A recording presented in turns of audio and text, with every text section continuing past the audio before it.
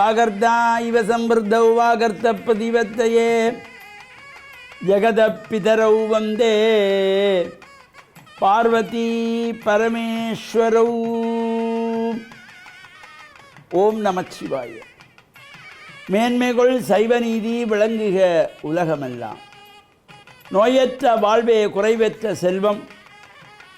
அந்த நோய் நொடி இல்லாத வாழ்வு இந்த உலக மக்கள் எல்லோரும் வாழ வேண்டும் என்று கலியுகத்தின் காந்தமலை ஜோதியாகிய சபரிமலை சுவாமி ஐயப்பனுடைய திருவடிகளை சிறந்தாழ்த்தி டான் தமிழொலி ஓம் தொலைக்காட்சி நேயர்கள் அனைவருக்கும் சர்வதேச இந்து மத குருப்பீடம் அகில இலங்கை சபரிமலை ஸ்ரீ சாஸ்தாபுரத்தின் சார்பில் இனிய வணக்கங்களும் நல்லாசிகளும்.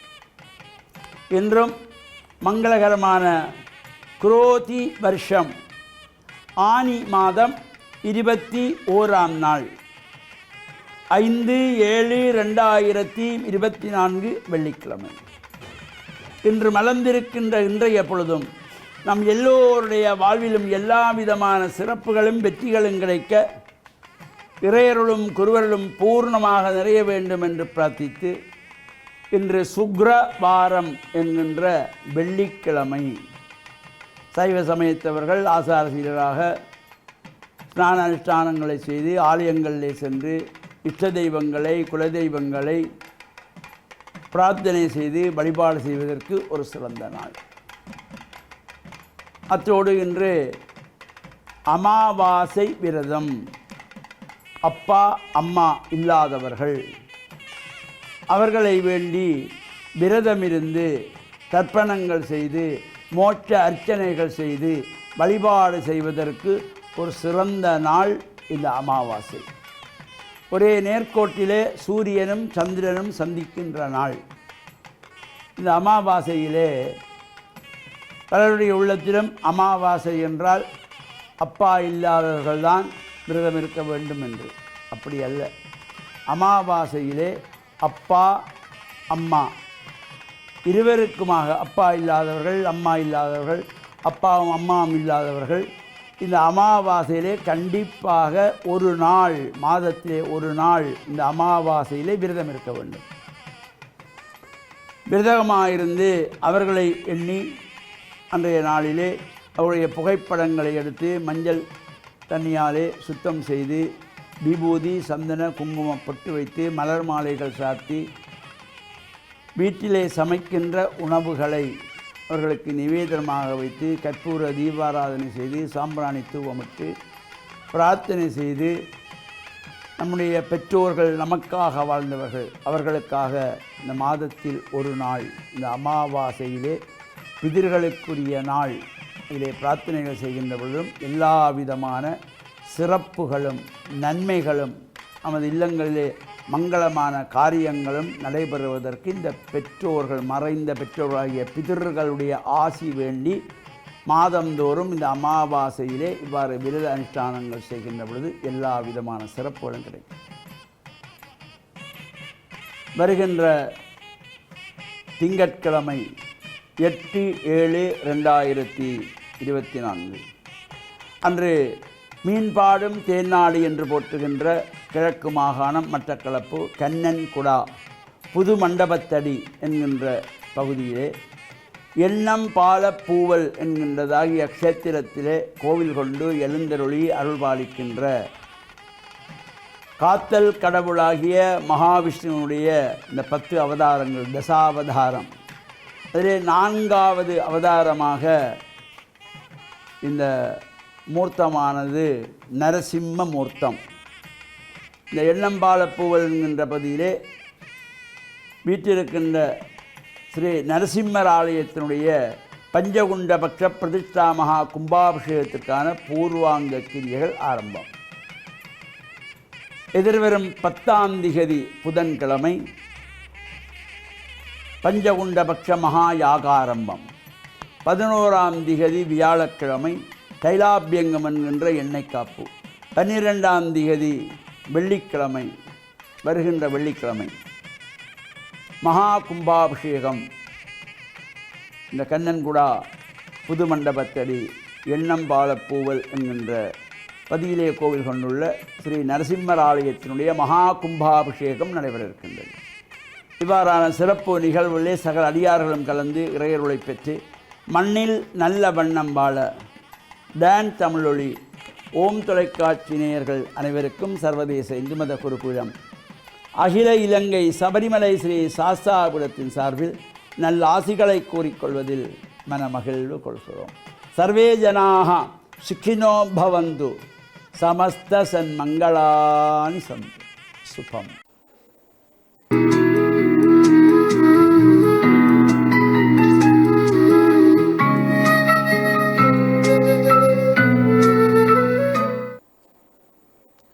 இறை இயேசுவில் என் அன்பு நெஞ்சங்களே, கிறிஸ்தவ நற்சிந்தனை வேளையிலே உங்களை சந்திப்பதில் பெரும் மகிழ்வு கொள்கின்றேன்.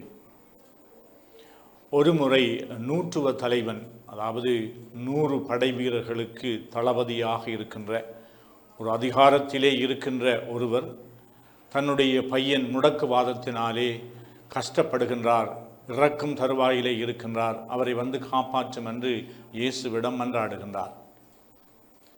யூதர் அல்லாத ஒருவர். அப்பொழுது இயேசு கூறுகின்றார், நான் உம்முடைய வீட்டிற்கு வந்து அவரை குணமாக்குகின்றேன் என்று சொன்ன பொழுது அந்த 100 தலைவர் முழந்தாளிட்டு இயேசுவிடம் மன்றாடுகின்றார், நீர் என்னுடைய வீட்டுக்குள் வர நான் தகுதியற்றவன், ஆனால் ஒரு வார்த்தை மட்டும் சொல்லும், என்னுடைய அந்த பையன் குணமாகுவான். அழகான ஒரு கூற்று. 2000 ஆண்டுகளாக இந்த கூற்று நினைவுபடுத்தப்படுகின்றது. திருப்பலியிலே நாங்கள் ஆண்டவர் இயேசுவை நற்கருணை நாதராக பெறுவதற்கு முன்னதாக இதே வார்த்தைகளை உச்சரித்து எங்களுடைய தகுதி அற்ற தன்மையை ஒப்புக்கொண்டு ஆண்டவரை வரவேற்கின்றோம். என்னுடைய வீட்டுக்குள் அடியெடுத்து வர வைக்க நான் தகுதியற்றவன். நாங்கள் எப்பொழுதும் மற்றவர்களை, அன்பானவர்களை, நண்பர்களை, எங்களுடைய பிள்ளைகள், எங்களுடைய பெற்றோர்கள், சகோதரர்கள் வரவேற்பார்கள், எங்களுடைய வீட்டுக்கு வாருங்கள் என்று சொல்லி. அது ஒரு புறம். விருந்தோம்பல் செய்ய விரும்புகின்றோம், நட்பை உறுதிப்படுத்த விரும்புகின்றோம். இங்கே இந்த செஞ்சூரியன், அதாவது 100 தலைவர் தன்னுடைய வீட்டுக்குள் இயேசு வருவதற்கு தான் தகுதியற்றவர். அவர் ஒரு அதிகாரத்திலே இருக்கின்றவர், பலருக்கு கட்டளையிடக்கூடிய அதிகாரத்திலே இருக்கின்றவர். அந்த அதிகார தொனியோடு பேசாமல் ஒரு அடிமை நிலையிலே இருந்து நான் தகுதியற்றவன், ஒரு வார்த்தை போதும் என்று சொல்லி அந்த தன்னுடைய இறை நம்பிக்கையை வெளிப்படுத்துகின்ற பொழுது இயேசு ஏனையவர்களை பார்த்து சொல்லுகின்றார், இந்த இஸ்ராயல் மக்கள் மத்தியிலே இத்தகைய விசுவாசத்தை நான் காணவில்லை. ஆம் அன்பு நெஞ்சங்களே, எங்களுடைய வாழ்வில் இறைவனுடைய சன்னிதானத்திலே எங்களை நாங்கள் தாழ்த்த வேண்டும். இறைவனுடைய ஆற்றல்கள், இறைவனுடைய வல்லமையை நாங்கள் பெற வேண்டும் என்று சொன்னால் நாங்கள் அதிகாரத்தோடும், நாங்கள் கௌரவத்தோடும், நாங்கள் நான் என்ற அந்த அகந்தையோடும் இறைவனிடம் செல்லக்கூடாது. அது மட்டுமல்ல, எங்களுடைய வாழ்க்கையிலே எந்தெந்த அதிகாரத்திலும் எந்த அந்தஸ்திலும் நாங்கள் இருந்தாலும் எங்களை நாங்கள் தாழ்த்துகின்ற பொழுதுதான் உண்மையாகவே இறை நம்பிக்கை உள்ளவர்களாக வாழ்கின்றோம்.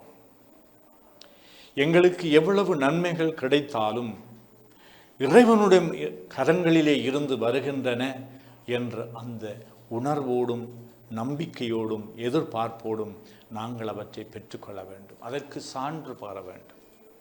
இவ்வாறு எங்களுடைய வாழ்விலே நாங்கள் எப்பொழுதும் இறைவனுடைய சன்னிதானத்திலே எங்களை தாழ்த்தி இறைவனுடைய அருள் எங்களுக்கு வேண்டும் என்ற அந்த எதிர்பார்ப்போடு நாங்கள் அனைத்து விடயங்களிலும் ஈடுபடுவதற்கான தகமையையும் அருளையும் எங்களுக்கு தர வேண்டும் என்று இந்த நாளிலே மன்றாடுவோமாக.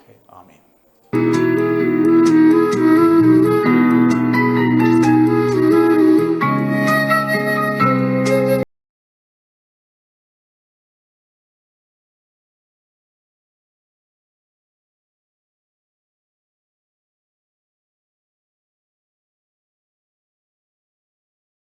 வஸ்ஸலாமு அலா முஹம்மதின் ஸல்லல்லாஹு அலைஹி வஸல்லம் வஅலா ஆலிஹி வஸஹ்பிஹி அஜ்மஈன் அம்மாபாத். அன்புள்ள வாசகர்களே, நேயர்களே, இன்றைய காலை பொழுதை ஒரு நல்ல பொழுதாக ஆரம்பித்து வைக்க வேண்டும் என்ற நற்செய்தியை உங்களுக்கு நான் சொல்லிக்கொள்வதில் மகிழ்ச்சி அடைகிறேன். எல்லா சமயங்களும் மனித சமுதாயத்துக்கு போதிக்கக்கூடிய ஒரு நல்ல பண்பாடு தான் பிறர் மீது பொறாமை கொள்ளக்கூடாது. பொறாமை என்பது மனித சமுதாயத்தில் இருக்கின்ற தீய பழக்க வழக்கங்களிலே மிக மோசமான ஒரு பழக்கம்.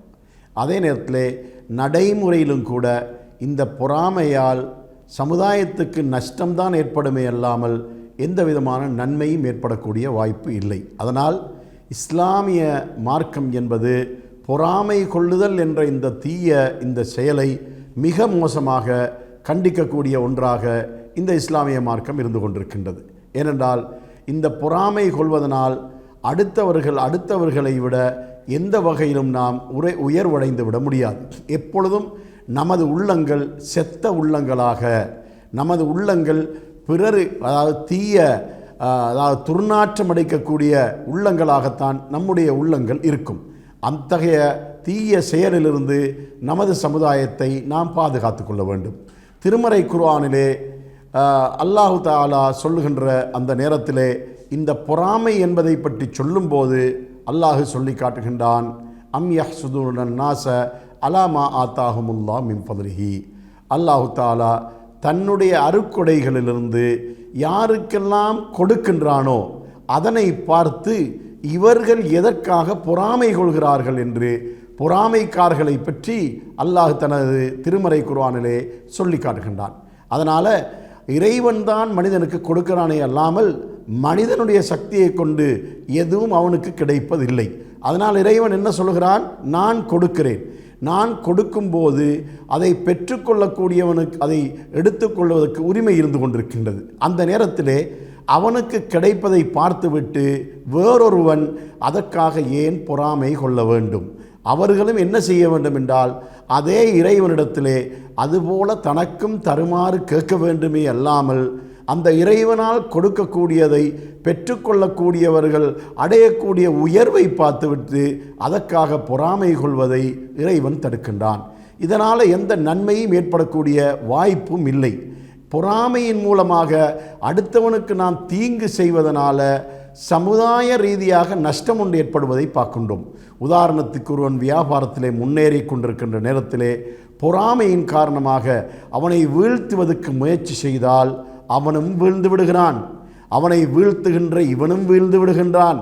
சமுதாயத்துக்கு கிடைக்கக்கூடிய பொருளாதார ரீதியான உயர்வும் இல்லாமல் மக்கள் நஷ்டத்துக்கு ஆளாகி விடுகின்றார்கள்.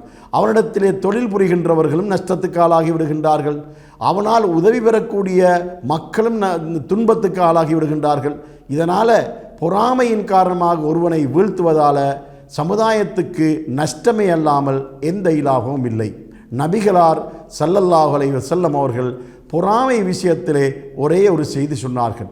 அதாவது 2 விஷயத்தில் மட்டும் பொறாமை கொள்ளலாம், அதை தவிர வேறு எதிலும் பொறாமை கொள்ளக்கூடாது என்று சொல்லிவிட்டு அந்த 2ஐயும் சொன்னார்கள். ஒருவனுக்கு நிறைய செல்வம் இருக்கின்றது, அதனை கொண்டு அவன் மக்களுக்கு நிறைய பொருளாதார ரீதியாக உதவி செய்து நன்மை அடைந்து கொண்டிருக்கின்றான் என்பதை கண்டுவிட்டால் அதை காணக்கூடிய ஒருவன் என்ன முடிவுக்கு வர வேண்டும் என்றால், நானும் இவனை போன்று அதிகமான பொருளாதாரத்தை தேட வேண்டும், இவன் செய்கின்ற இதே மாதிரியான நன்மையான காரியங்களை இவனை விட நான் அதிகமாக செய்ய வேண்டும் என்ற எண்ணத்தோடு அவன் பொறாமை கொள்ள முடியும்.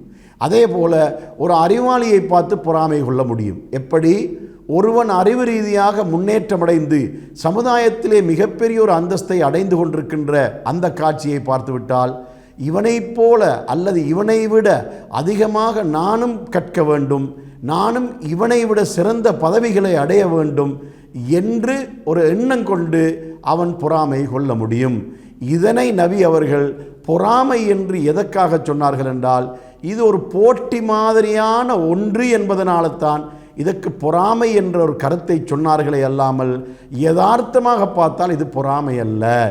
இது அடுத்தவனை விட தன்னை ஊக்கப்படுத்தி முன்னேற்றத்தை காணுவது என்பதுதான் இதனுடைய யதார்த்தம் என்பதை நாம் விளங்க வேண்டும். இதை தவிர உள்ள வேறு எந்த காரணங்களிலும் எவருடனும் நாம் பொறாமை கொள்ளக்கூடாது.